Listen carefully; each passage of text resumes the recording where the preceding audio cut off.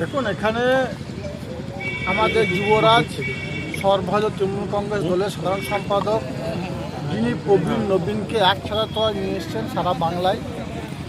বাংলার মানুষকে যিনি বর্তমানে দিশা দেখাচ্ছেন, দলের সেনাপতি হিসাবে কাজ করছেন, তিনি আগামী 6 জানুয়ারি রামপুরহাটে মাটিতে পা রাখবেন।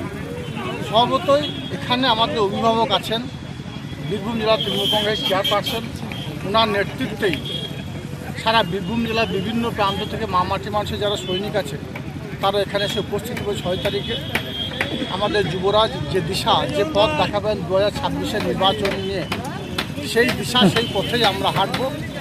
সেই হিসাবে বীরভূম জেলার বিভিন্ন প্রান্ত থেকে নানা বিধানসভা বিধায়ক থেকে শুরু করে বীরভূম জেলা পরিষদ সকল কর্মাধ্যক্ষ, পূর্ত, আমাদের খাদ্য, আমাদের স্বাস্থ্য, জনস্বাস্থ্য থেকে শুরু করে কৃষিকর্ম থেকে শুরু করে শিক্ষা থেকে শুরু করে সমস্ত কর্মাধ্যক্ষরা এসেছেন। বীরভূম জেলার এসসি ওবিসি সভাপতি এসেছেন, আমাদের মহিলা নেত্রী বীরভূম জেলা এখানে আছেন, যুব সভাপতি এখানে আছেন, আমাদের ইয়াং জেনারেশন যারা তারা বীরভূম জেলার বিভিন্ন প্রান্ত থেকে এখানে এসে উপস্থিত হয়েছেন। বীরভূম জেলার পঞ্চায়েত সমিতির সভাপতিরা এখানে এসে উপস্থিত হয়েছেন যে মাঠটাকে দেখার জন্য, যে মাঠে আমরা আমাদের যুবরাজকে দেখব, আমাদের যুব সমাজের নয়নের মণি অভিষেক বন্দ্যোপাধ্যায়কে দেখব। তিনি যে দিশা, যে পথ দেখাবেন সেই দিশা সেই পথেই আগামী 26-এর নির্বাচনে সারা বীরভূম জেলার মানুষ লড়াই করবে।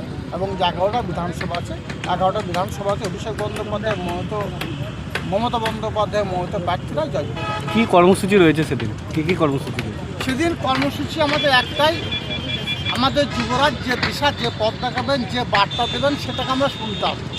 শুধু আমি নয়, সারা বীরভূম জেলার বিভিন্ন প্রান্ত থেকে মামাটি মাঝে সৈনিক যারা আছে তারা সকলে এখানে সভা করতে হবে। এবং বিভিন্ন প্রান্ত থেকে কীভাবে মামাটি মানুষের সৈনিকেরা আসবে সেই বিষয়টি দেখার বিষয়। সেই জন্য আমরা আমাদের অভিভাবক বীরভূম জেলা তৃণমূল কংগ্রেসের চেয়ারপারসন শ্রদ্ধেয় সম্মানীয় আশিস বন্দ্যোপাধ্যায়ের কাছে আমরা পরামর্শ নিতে এসেছি। তারাপীঠে কি সেদিন যাবেন পুজো দিতে? এরকম কোনো কর্মসূচি? ওনার কর্মসূচি এখন আমরা বলতে পারবো না, ওনার কর্মসূচি উনিই বলতে পারবেন, বা রাজ্য থেকে যারা আসবে তারা সঠিক সময়ে আমাদের অভিভাবককে জানিয়ে দেবেন। আশিস বন্দ্যোপাধ্যায়কে, বীরভূম জেলা তৃণমূল কংগ্রেস চেয়ারপারসনকে, উনি আপনাদেরকে ধীরে ধীরে সে বিষয়গুলো আপনার সঙ্গে আলোচনা করবেন এবং জানিয়ে দেবেন। সোনালী বিপির সঙ্গে কি যোগাযোগ করবেন? প্রত্যেকটি বিষয়, কোনো বিষয় নিয়ে আমরা এখন কোনো মন্তব্য করতে পারবো না, কারণ ওখান থেকে যে নির্দেশ আসবে সেই নির্দেশটাই আমাদের বীরভূম জেলা তৃণমূল কংগ্রেসের চেয়ারপারসন শ্রদ্ধেয় সম্মানীয় আশিস বন্দ্যোপাধ্যায়ের কাছে আসবে। উনি ধীরে ধীরে সে বিষয়গুলো আপনাদের সঙ্গে আলোচনা করবেন। এখন কোনো নির্দেশ আসেনি, উনি আসছেন, এটা শিওর। কত লোক হবে বলে আশা করছে? দেখুন, বীরভূম জেলার তৃণমূল কংগ্রেস ছাড়া অন্য কোনো দলের কোনো অস্তিত্ব নেই। সর্বতই বীরভূম জেলার প্রত্যেকটি প্রান্ত থেকে মামাটি মানুষের সকল সৈনিকেরাই আমাদের যুবরাজের আগমনে, যুবরাজ রামপুরহাটে মাটিতে পা রাখছেন সেই জন্য সকল আসার চেষ্টা করবে। কিন্তু বীরভূম জেলা অত ভেহিকলস নেই, তাই আমরা ভাবছি মানুষ কীভাবে আসবে, কীভাবে এখানে পৌঁছাবে। যদি সারা বীরভূম জেলার মানুষ এখানে আসতে পারে তাহলে 10 থেকে 15 লক্ষ লোক হবে, কিন্তু সব মানুষ তো আসতে পারবে না। তা দেখা যাক।